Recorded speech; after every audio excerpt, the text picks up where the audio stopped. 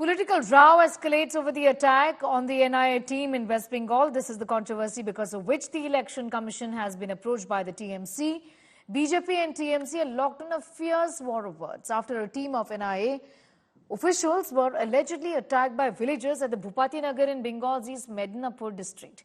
TMC leader Abhishek Banerjee warned of exposing NIA, went on to allege that BJP's Jitendra Tiwari met a top NIA official a day before the agency sent notices to its leaders on the 27th of March.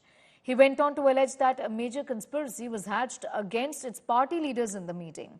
Hitting back, BJP challenged the TMC General Secretary to publish the video footage of the meeting, accusing Mamata Banerjee of trying to instigate violence in the state. BJP has slammed Didi for polarizing this issue. Meanwhile, NIA has rebuffed the allegations made by the TMC, asserting that there were no wrongful intentions behind these raids, emphasizing that the attack on the team was unprovoked. NIA said a violent mob attempted to obstruct the lawful operation that was getting carried out at that point in time. साथियों, TMC चाहती है कि उसके तोलाबाजों को, भ्रष्टाचारी नेताओं को आतंक का खुला लाइसेंस मिले। इसलिए जब केंद्र की जांच एजेंसियां आती है तो टीएमसी उन पर हमले करती है, औरों से करवाती है। टीएमसी कानून और संविधान को कुचलने वाली पार्टी है। মানুষ যখন প্রতিবাদ করছে এনআইএ কে ঢুকিয়ে দিচ্ছে, মধ্যরাতে মহিলারা ঘুমোচ্ছে বাড়িতে, গদ্দারের এলাকায় মধ্যরাতে পুলিশকে না জানিয়ে চলে গেল। পুলিশের ড্রেস পরে তো অনেক বদমাশি লোক আগে সিঙ্গুর নন্দীগ্রামে বদমাইশিও করেছে। মায়েরা কি করে বুঝবে, মেয়েরা কি করে বুঝবে বাইরে থেকে যদি কেউ হামলা করতে আসে? মা বোনেরা প্রতিবাদ করলো, তাদের বিরুদ্ধে ডায়েরি করে দিয়েছে, বলছে তৃণমূলের সব বুথ এজেন্টদের অ্যারেস্ট করো, সব ক্যান্ডিডেটদের অ্যারেস্ট করো। আবার রামনবমী আসছে, একটা চকলেট বোম পড়লেও দেখবেন ওই এনআইএ কে ঢুকিয়ে দেবে।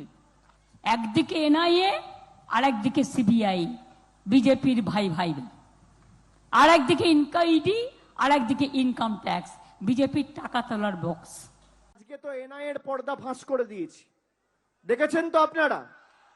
26শে মার্চ নির্বাচন ঘোষণা হওয়ার পরে, নির্বাচন ঘোষণা হয়েছিল 16ই মার্চ, তার 10 দিন পরে বিজেপির নেতা জিতেন তিওয়ারি এনআইএ এর এসপি ধনরাম সিং এর বাড়িতে, কলকাতার নিউ টাউনের বাড়িতে গিয়ে 52 মিনিট বৈঠক করেছে।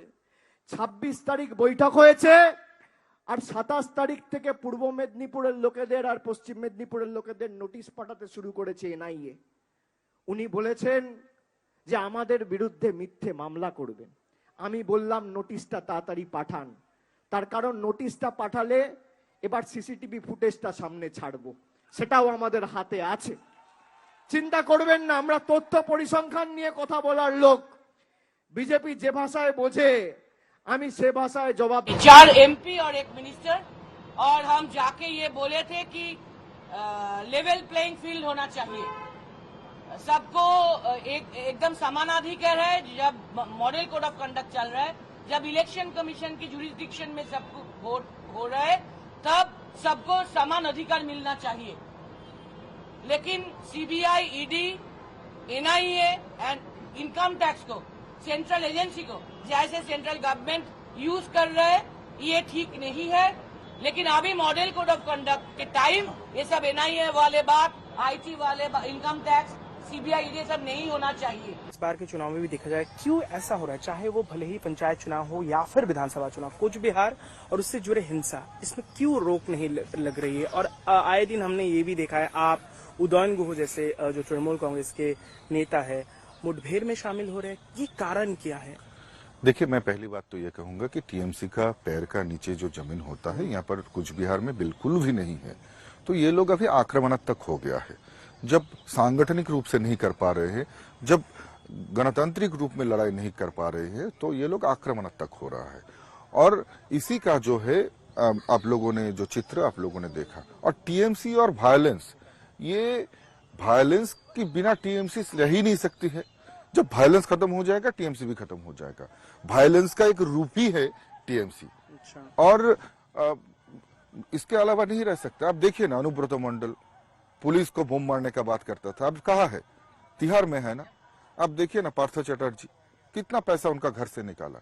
टीएमसी का हर लीडर जो है, या तो वो कटमनी लेते हैं या फिर वो जो है ऐसे ही वायलेंस करते हैं। लोगों की वोट से टीएमसी कभी नहीं जीत सकता है। ममता बनर्जी के प्रति लोगों का सिंपैथी थी, लेकिन ममता बनर्जी ने एक के बाद एक जो घटना घटाया, उसके बाद से ममता बनर्जी के ऊपर से सिंपैथी उठ गई है लोगों का।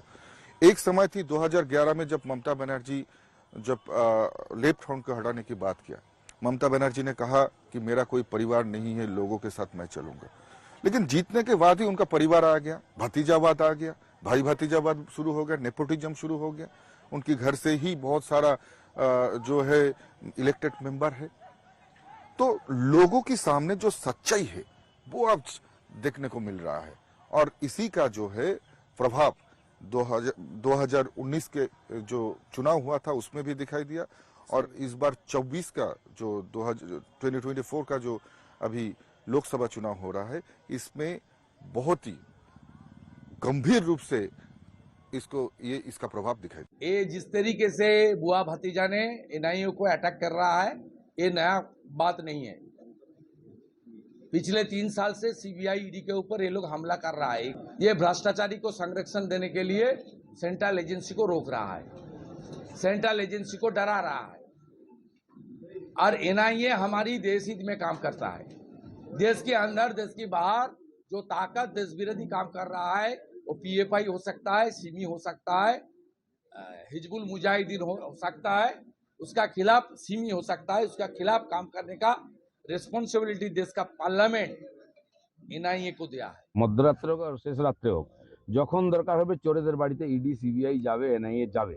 যারা রাষ্ট্রদ্রোহী, যারা দেশে বম বন্দুক নিয়ে কারখানা করছে, বম ফাটাচ্ছে, মানুষকে মারছে, বিদেশের সঙ্গে হাত মিলিয়েছে, তাদেরকে মাটির তলা থেকে বার করবে এই আমাদের কেন্দ্র সরকার।